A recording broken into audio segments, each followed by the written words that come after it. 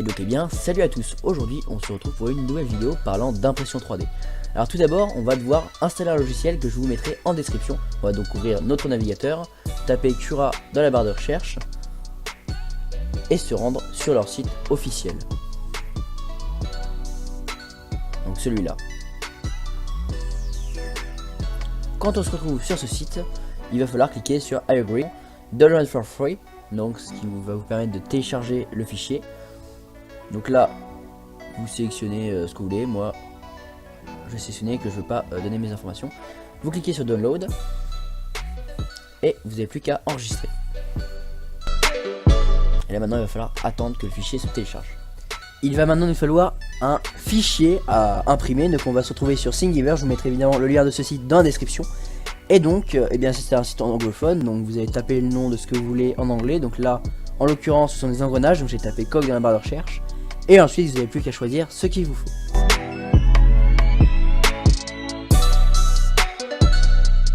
Et ensuite, vous allez cliquer sur Download Files.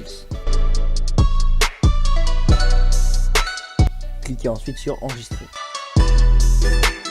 Vous avez dorénavant tous les éléments qui vont vous permettre de lancer votre première impression. Donc notre fichier imprimé et Cura que l'on va installer tout de suite.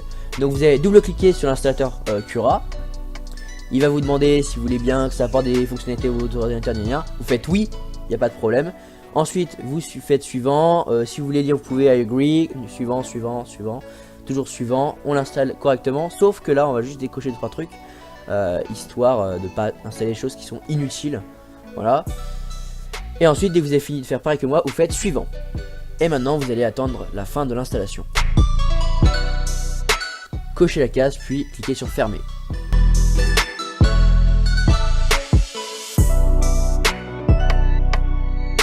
Cliquez ensuite sur I understand and agree.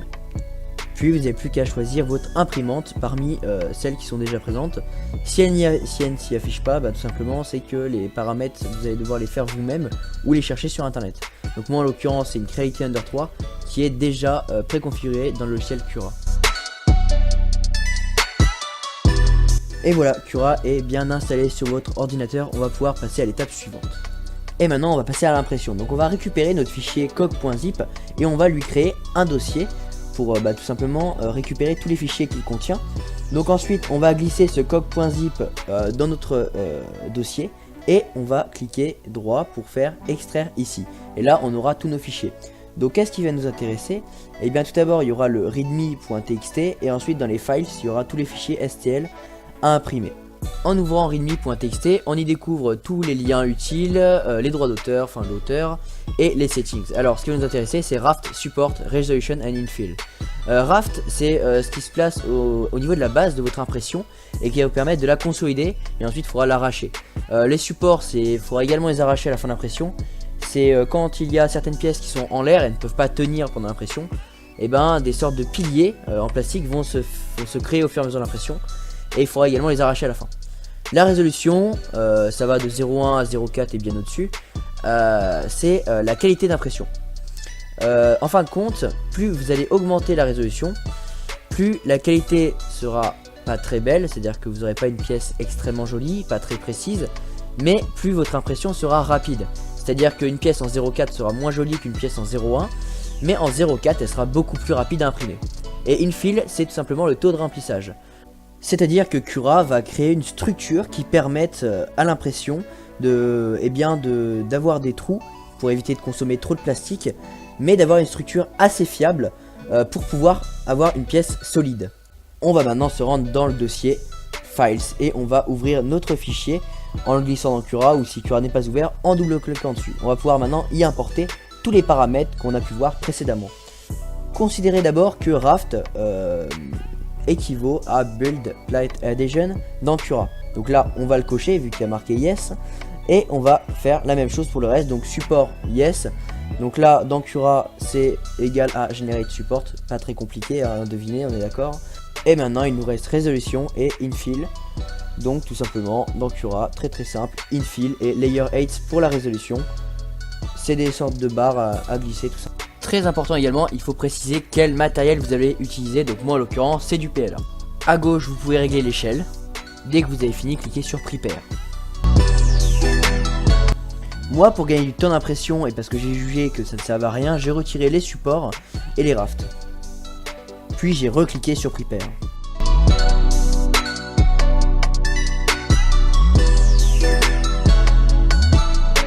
Vous allez maintenant insérer votre carte SD via un adaptateur ou quoi que ce soit dans votre ordinateur de manière à pouvoir récupérer votre slicing. Donc moi je vais débrancher un câble qui ne me sert à rien pour pouvoir brancher mon adaptateur. Maintenant que votre carte SD est dans votre PC, vous allez aller sur Cura et cliquer sur Save to Removable Drive. Ce qui va vous permettre de téléverser le fichier qui a été fait par Cura vers votre carte SD. Donc ce fichier c'est un .gcode et c'est un fichier qui va donner les coordonnées précises que doit prendre la tête d'impression de votre imprimante 3D de manière à imprimer votre pièce. Cliquez maintenant sur Eject. Petit aparté, donc on va allumer l'imprimante et ensuite on va cliquer une fois, on va cliquer sur Prepare et ensuite on va lancer un Auto-Home pour mettre la position de tous les moteurs à 0 sur l'imprimante 3D. Et on va pouvoir démarrer les réglages avec une feuille pour avoir une équidistance entre le bed, donc le plateau chauffant où il y a marqué Under dessus, et la tête d'impression. En fin de compte, on va récupérer une feuille et ensuite on va essayer de régler les molettes juste en dessous du plateau de manière à ce que la tête d'impression permette de bloquer un petit peu la feuille au niveau du bed en grattant un petit peu, mais sans la bloquer de trop en fait. C'est vraiment un réglage très précis et il faut vraiment que ce soit pareil de tous les côtés sur le plateau. Donc faut faire ça prend du temps, mais faut le faire. On va maintenant allumer cette imprimante. Je rappelle quand même que ce tuto est basé sur la Creality Under 3, c'est-à-dire l'imprimante que je possède. Ce sera quand même assez similaire sur d'autres imprimantes, mais je tiens quand même à le préciser. Autre chose à dire, avant d'allumer l'imprimante, j'ai bien évidemment connecté la carte SD à l'imprimante 3D.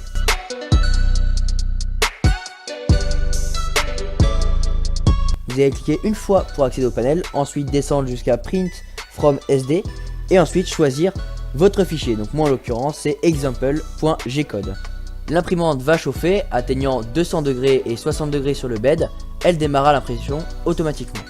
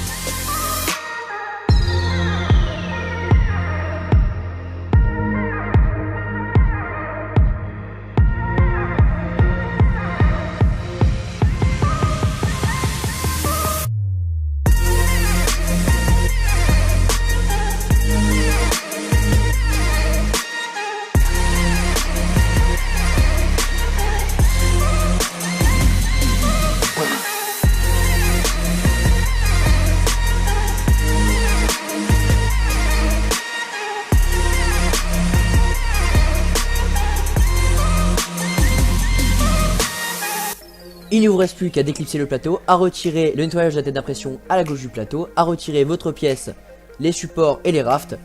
Et moi je vous dis à la prochaine pour une nouvelle vidéo. C'était Big Show. Allez, ciao.